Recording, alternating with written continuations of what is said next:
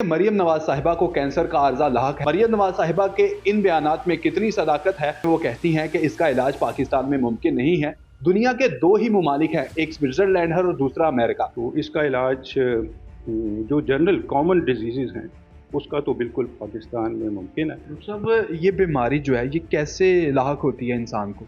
देखिए, बीमारी के लाक होने का रीज़न्स बहुत सारी हैं। समटाइम्स सर्जरी की वजह से भी पैराथायराइड हार्मोन डैमेज हो जाते हैं, तो उसकी वजह से इनकी रतूबत खारिज होना कम हो जाती है। क्या ये बीमारी कैंसर तक भी लेकर जा सकती है? जी, यानी ये जो पैराथायराइड की बीमारी है इसके सिम्टम्स क्या होते हैं और कब मरीज को पता लगना शुरू हो जाता है कि उसको ये पैराथायराइड की बीमारी लाहक हो गई? अस्सलाम वालेकुम, आप डेली स्टोरीज ऑफ पाकिस्तान देख रहे हैं। मैं तलहा सुलहरी हूँ।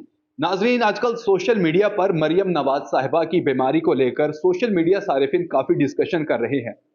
वो कहते हैं कि मरियम नवाज साहिबा को कैंसर का आर्जा लाहक है, लेकिन मरियम नवाज साहिबा ने इसकी बिल्कुल तरदीद की है और कहा है कि उन्हें पैराथायराइड का मसला है। पैराथायराइड बीमारी के बारे में वो कहती हैं कि इसका इलाज पाकिस्तान में मुमकिन नहीं है। दुनिया के दो ही ममालिक हैं, एक स्विट्जरलैंड है और दूसरा अमेरिका, वहां पर इसका इलाज मुमकिन है। मरियम नवाज साहिबा के इन बयानात में कितनी सदाकत है, तो इस हवाले से और इस बीमारी के हवाले से डॉक्टर शहजाद आलम, जो कि सर्जन स्पेशलिस्ट हैं पैराथायराइड के, इनसे जानते हैं। डॉक्टर साहब, सबसे पहले तो ये बताएं कि ये जो पैराथायराइड बीमारी है ये होती क्या है और इसकी सिम्टम्स क्या है? असल में जो पैराथायराइड है, ये कुदरत ने हमारे बॉडी के अंदर 4 पैराथायराइड्स दिए हुए हैं। और ये पैराथायराइड का साइज़ अंदाज़न ये मटर के दाने के जितना होता है, और इसको हम लेफ़्ट साइड और राइट साइड ऑफ द, या दाएँ तरफ और बाएँ तरफ जो नेक में होते हैं, और इनको हम एंडोक्राइन ग्लैंड्स कहते हैं। यानी इनकी काम ये है कि ये रतूबत ख़ारिज करते हैं, और उस रतूबत की वजह से बॉडी के अंदर जो कैल्शियम का लेवल है वो मेंटेन होता है। तो इसी तरीके से बॉडी ने और हमारे जिस्म में बहुत सारे ऐसे अज्जा हैं और बहुत सारी ऐसी रतूबतें हैं जो ख़ारिज होती हैं, और हमारे बॉडी का जो नॉर्मल मैकेनिज़्म है उसको नॉर्मलाइज़ करती हैं। तो पैराथायराइड का काम ये है कि बॉडी के अंदर कैल्शियम के लेवल को नॉर्मल करना। तो कुछ बीमारियां ऐसी पैराथायराइड की होती हैं जो कि मेडिकल मैनेजमेंट भी हो सकती है, और वो जो कि बाकी कुछ बीमारियां ऐसी हैं जिनका हम सर्जरी के ज़रिए भी इलाज करते हैं। तो पैराथायराइड की कुछ ऐसी बीमारियां जिसके अंदर कैंसर्स भी मौजूद होते हैं, और वो ऐसे कैंसर जो जड़ों वाले नहीं होते, जिसको हम बिनाइन कैंसर कहते हैं, वो ज़्यादा आम होते हैं।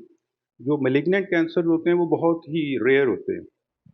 तो इनका इलाज फिजिशियंस भी करते हैं और सर्जन्स भी करते हैं। तो ये जो हम लोग जो डील करते हैं वो ऐसे पैराथायराइड ग्लैंड्स जिसको हम एडिनोमास कहते हैं, और उनकी वजह से उनकी रतूबत, जिसको पैराथायराइड हार्मोन कहते हैं, वो बॉडी में बढ़ जाता है, और उसके बढ़ने की वजह से फिर प्रॉब्लम्स होती हैं जिसमें कैल्शियम डिपॉजिट्स हो जाते हैं, गुर्दों में पथरियाँ डेवलप हो सकती हैं, बोन्स की रिजॉर्प्शन होती है तो बोन खराब हो सकते हैं, बॉडी के मूड्स चेंज हो सकते हैं।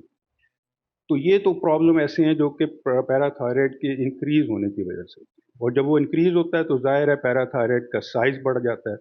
और अगर उसकी तशख़ीस हो जाए तो जो जनरल सर्जन्स हैं, जो एंडोक्राइन सर्जन्स हैं, जिनका इसके अंदर स्पेशल इंटरेस्ट होता है, तो वो इसको रिमूव कर देते हैं सर्जरी के ज़रिए।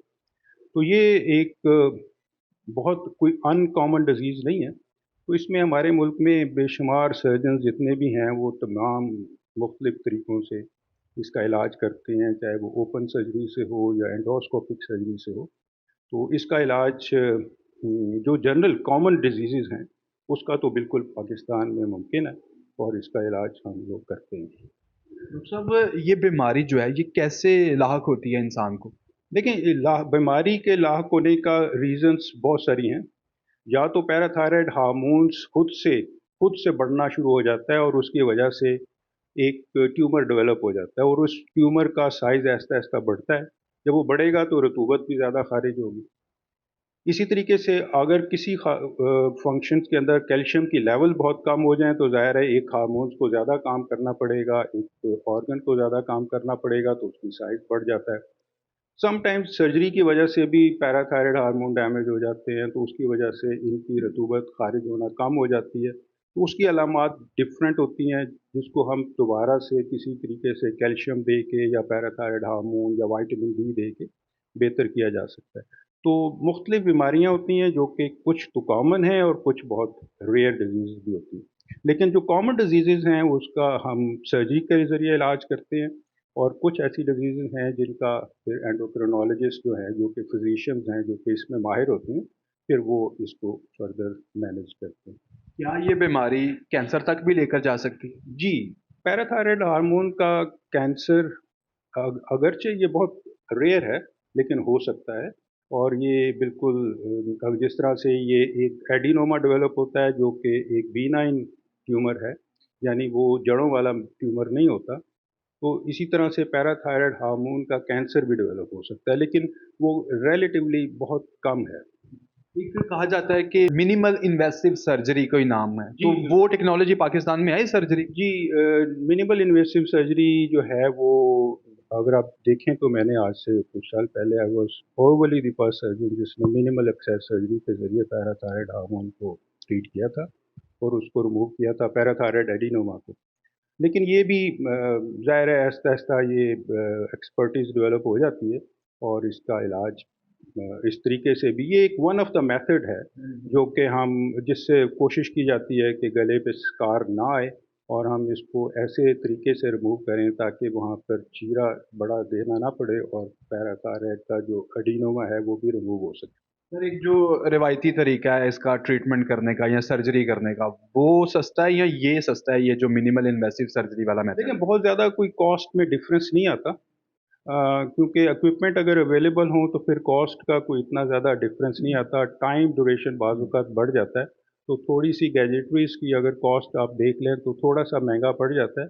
लेकिन आप ये देखें कि अगर चीरा ज़्यादा बड़ा लगेगा तो फिर पोस्ट ऑपरेटिव केयर लंबी हो जाएगी, तो उसकी जो कॉस्ट है, मेडिसिन की कॉस्ट है, दर्द करने की या दर्द की दवाइयाँ इस्तेमाल करने की, वो बर्डन जो पड़ेगा पेशेंट को, तो मेरे ख़्याल में वो इक्विवोकल है। तो बहुत ज़्यादा डिफरेंस नहीं है मिनिमल इन्वेसिव सर्जरी का और ओपन सर्जरी का अगर हम पैराथायरॉयड एडिनोमा की सर्जरी के हवाले से बात करें। पैराथायराइड के किस स्टेज तक दवाइयों से काम चल सकता है और किस स्टेज पर आकर फिर जो सर्जरी करना ज़रूरी हो जाता है? देखें तमाम डिजीज़ का किसी डिज़ीज़ का इलाज सर्जरी से मुमकिन है और किसी डिज़ीज़ का इलाज जो है वो दवाइयों से मुमकिन होता है। और बाज़-औक़ात ये दोनों चीज़ों की ज़रूरत पड़ती है कि हम सर्जरी भी करते हैं और फिर उसके बाद उसकी दवाइयों की भी ज़रूरत पड़ सकती है उसको मुकम्मल तौर पर ठीक करने के लिए। बाज़-औक़ात ये एज़ अ कॉम्प्लिकेशन भी डेवलप हो सकता है। फॉर एग्ज़ाम्पल हम अगर थायरॉइड की सर्जरी करते हैं, तो क्योंकि पैराथायरॉइड उसकी विसिनिटी में होते हैं, उसके नज़दीक होते हैं, तो बाज़-औक़ात उनका डैमेज होने का भी ख़तरा होता है। तो उसकी वजह से फिर एक डिज़ीज़ हाइपोथायरायडिज़्म डेवलप होती है, तो ज़ाहिर है वो फिर तमाम की तमाम डिज़ीज़ जो है वो मेडिसिन से ट्रीट होगी और उसको फिर फ़ॉलो-अप करना पड़ता है बाय द एंडोक्रिनोलॉजिस्ट या हम लोग मेडिसिन दे के ठीक करते हैं। तो ये नौइयत पे डिपेंड करता है कि डिज़ीज़ किस किस्म की है और उसका इलाज जो प्राइमरी इलाज है वो सर्जरी के ज़रिए है या वो इलाज दवाइयों के ज़रिए। तो ये डिपेंड करता है कि ये किस तरीके से हो सकता है। सर लास्ट क्वेश्चन, ये जो पैराथायराइड की बीमारी है, इसके सिम्पटम्स क्या होते हैं और कब मरीज़ को पता लगना शुरू हो जाता है कि उसको ये पैराथायराइड की बीमारी लाहक हो गई? देखिए पहली चीज़ तो ये है कि ये बाज़-औक़ात अगर तो सर्जरी के पॉइंट ऑफ व्यू से देखें तो अगर एडिनोमा है तो ये गिल्टी के तौर पे सामने गर्दन में आएगा। दर्द निस्बतन बहुत कम होती है लेकिन ये गिल्टी के तौर पे सामने आता है। लेकिन इसके और बहुत सारी अलामात हैं जिस तरह अगर मैंने ये बताया कि आपको इसका काम जो है पैराथायरॉइड का वो कैल्शियम को कंट्रोल करना है। तो कैल्शियम को वो कैसे कंट्रोल करता है? जैसे भी कैल्शियम बॉडी में कम होती है, तो पैराथायरॉइड हार्मोन जिस्म के मुख्तलिफ हिस्सों में मिसाल के तौर पे ये बोन्स के ऊपर अफेक्ट करेगा और उसमें से कैल्शियम को निकाल के खून में डालेगा ताकि कैल्शियम की मिकदार ठीक रहे। इसी तरह ये गुर्दों पे अफेक्ट करता है कि ताकि गुर्दों से कैल्शियम ज़्यादा ज़ाहिर ना हो, बाहर ज़ाया ना हो और वो बॉडी के अंदर रहे। इन सूरतों में अगर वो पैराथायरॉइड हार्मोन बहुत ज़्यादा होगा, तो उससे क्या होगा फिर कि अगर वो ज़्यादा कैल्शियम अब्ज़ॉर्ब करेगा गुर्दों से तो वहाँ पे कैल्शियम इकट्ठा हो जाएगा और गुर्दे के स्टोन्स बनना डेवलप हो जाएंगे। इसी तरह अगर ये बहुत ज़्यादा पैराथायरॉइड हार्मोन है और वो बोन से कैल्शियम को लेता है खून में शामिल करने के लिए, तो बोन्स ब्रिटल हो जाएंगी, कमज़ोर हो जाएंगी, फ्रैक्चर्स होने शुरू हो जाएंगे। और इसी तरीके से पेट में दर्द की पेशेंट को शिकायत होती है, मूड चेंज, फटीग होती है, मसल्स में पेन होती है, मूड चेंजेस होते हैं क्योंकि कैल्शियम का काम पट्ठों में फिर वो इकट्ठे हो जाते हैं। तो इसकी अलामात मुख्तलिफ होती हैं, लेकिन ये डिटेक्ट हो जाता है और जब ये डिटेक्ट होता है तो मुख्तलिफ तरीक़ों से डिटेक्ट करते हैं जिसमें हम इमेजिंग स्टडीज़ भी कर सकते हैं जो कि स्पेशलाइज़्ड इमेजिंग स्टडीज़ होती हैं। ताकि इसको लोकलाइज किया जा सके कि किस जगह पर ये हार्मोन है, पैराथायराइड है, और हम इसको कैसे रिमूव कर सकते हैं। बहुत शुक्रिया सर आपके वक्त जी। तो नाजरीन, आपने पैराथायराइड के सर्जन डॉक्टर शहजाद आलम शाह साहब का इंटरव्यू मुलाहिजा किया और बड़ा मीनिंगफुल इन्फॉर्मेशन दिया। कमेंट सेक्शन में अपनी राय का इजहार कीजिएगा। हमें दीजिए इजाज़त। अल्लाह निगहबान।